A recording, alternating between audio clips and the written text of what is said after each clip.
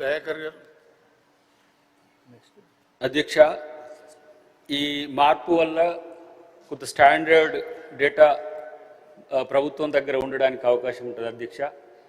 అయితే రిప్లికా కూడా ఒక అంశం అధ్యక్ష. ఒకే ఓటర్కు 2-3 ప్రాంతాల్లో ఓటు ఉండడం వల్ల కూడా ఏమవుతుందంటే అధ్యక్ష, అది ప్రజాస్వామ్యాన్ని అపహాస్యం చేయడమే అధ్యక్ష. వేరే రాష్ట్రాల్లో ఉన్న వాళ్ళు ఒకటైతే ఇదే రాష్ట్రంలో కూడా ఉంటుంది, ఆ ఊర్లో ఒక ఓటు ఉంటుంది, లేకపోతే వాళ్ళు ఉండే పట్టణంలో ఒక ఓటు ఉంటుంది. దీనివల్ల ఏమవుతుందంటే, సరే ఓటరు యొక్క బాధ్యత అని అనుకుందామా, లేకపోతే ప్రభుత్వం మనం చాలా స్టాండర్డ్గా డిసిషన్ తీసుకొని ఎక్కడైనా ఒక వ్యక్తికి ఒక దగ్గరే ఒకే ఓటు ఉండే విధంగా కూడా ఒక ఆలోచన చేస్తే ప్రభుత్వం మంచిగుంటుందని ఆలోచిస్తున్నాం అధ్యక్ష. ఆ విధంగా ఆలోచించాలని కోరుకుంటున్నాను అధ్యక్ష. Honourable minister. చైర్మన్ సార్, గౌరవ శాసనమండలి సభ్యులు తీన్మార్ మల్లన్న గారు, నిజంగానే అందరికీ కన్సర్న్ అయ్యే అంశం అధ్యక్ష. ప్రతి సందర్భంలో చూస్తూ ఉన్నాం, ప్రత్యేకంగా అర్బన్ ఓటర్కు సంబంధించిన అంశం విషయంలో వారు చెప్పిన ప్రస్తావన చాలా వరకు కూడా సబబుగా ఉంది. ఎందుకంటే చాలామంది ఓటర్లను ఈరోజు పెద్దలు చెప్తా ఉన్నారు అధ్యక్ష, 22% ఓటర్ నమోదు అంటే 78% ప్రజాస్వామికంగా వారు ఓటు హక్కును వినియోగించుకోలేకపోవడం చాలా దురదృష్టకరం, బాధాకరం అధ్యక్ష. వారు చెప్పినట్టు ఎవరైతే ఓటు వేస్తలేరో ప్రశ్నించే హక్కు ఏ విధంగా కలుగుతుందని వారు ప్రస్తావన చేశారు.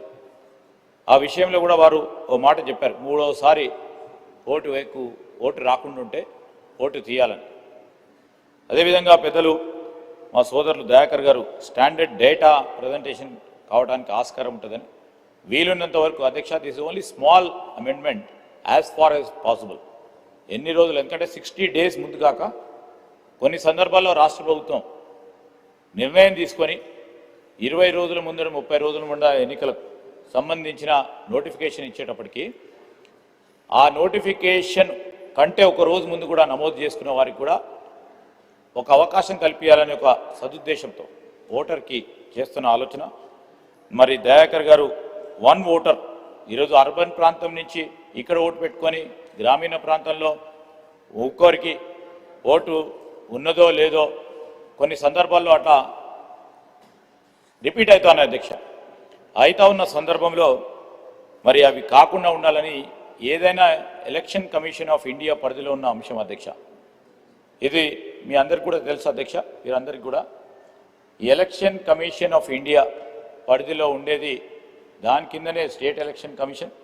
ఓటర్కు సంబంధించిన ప్రతి అంశం కూడా ఈరోజు కేంద్ర ప్రభుత్వం ఆధీనంలో ఉన్న సెంట్రల్ ఎలక్షన్ కమిషన్కు సంబంధించి ఎలక్షన్ కమిషన్ ఆఫ్ ఇండియాకు సంబంధించిన అంశం కనుక మీ ప్రస్తావనలు కూడా సమిష్టిగా ఎప్పుడు అవకాశం వస్తే ఆనాడు ప్రభుత్వ పరంగా కూడా ఇవన్నీ కూడా మంచి ఆలోచన చేసే క్రమంలో మంచి ప్రక్రియకు సంబంధించిన అంశం విషయంలో ముందుకు తీసుకెళ్లే ప్రయత్నం చేసే కార్యక్రమం చేస్తాం అధ్యక్ష. మరి ఎలక్షన్ టైంలో ఎలక్షన్ కమిషన్ ఓటర్లకు అవగాహన కార్యక్రమం రెగ్యులర్గా కూడా చేపట్టడం జరుగుతున్నప్పటికీ అనేక సందర్భంలో మనం కూడా చూస్తూ ఉన్నాం అధ్యక్ష, మీరు అనేక సందర్భాల్లో కూడా ఈ అవేర్నెస్ క్యాంపెయిన్లో పాల్గొన్నారు. దీని ప్రకారం ఓటింగ్ శాతం పెంచాలని అనేక సందర్భాల్లో ప్రయత్నం చేస్తూ ఉన్నాం. మరి అదేవిధంగా డబుల్ ఓటర్లకు సంబంధించి దయాకర్ గారు చెప్పినట్టు సంబంధిత ఎలక్ట్రల్ రిజిస్ట్రేషన్ ఆఫీసర్ ఈఆర్ఓస్ అంటే స్పెసిఫిక్ ఆర్డీఓస్ తగిన చర్యలు తీసుకోవడానికి మేము చర్యలు చేపట్టే కార్యక్రమం ఇక్కడి నుంచి తీసుకోవడం జరుగుతుంది. మరి ఈసీఐ రోల్స్ మాత్రమే మనం ఇప్పటివరకు ఉపయోగిస్తూ ఉన్నాం, ఆ విధంగానే మరి ఉపయోగించే అవకాశం ఉంది. మరి ఎందుకు చెప్తా ఉన్నాను, యాజ్ ఎ మినిస్టర్ కూడా మా అధికారులు ఇచ్చే సమాధానం స్ట్రైట్గా వాళ్ళు చేసే ప్రక్రియ అని చెప్తా ఉన్నారు. కానీ we have a great concern also. Voters రావాలి, మీ ఓటు హక్కును వినియోగించుకోవాలి. మీరు అనుకూలమా ప్రతికూలమా లేకుంటే ఈ మధ్యలో న్యూట్రల్ నోటా కూడా అవకాశం ఉంది, దాన్ని ఉపయోగించుకునే ప్రయత్నం చేయాలి. మరి ఈ సందర్భంలో పెద్దల సభకు సంబంధించిన ఈ ప్రస్తావన వచ్చినప్పుడు కూడా సీరియస్గా సిటిజన్స్ కూడా దీన్ని సీరియస్గా కన్సిడర్ చేస్తానని నా అభిప్రాయం అధ్యక్ష. Thank you. కుమరయ్య గారు.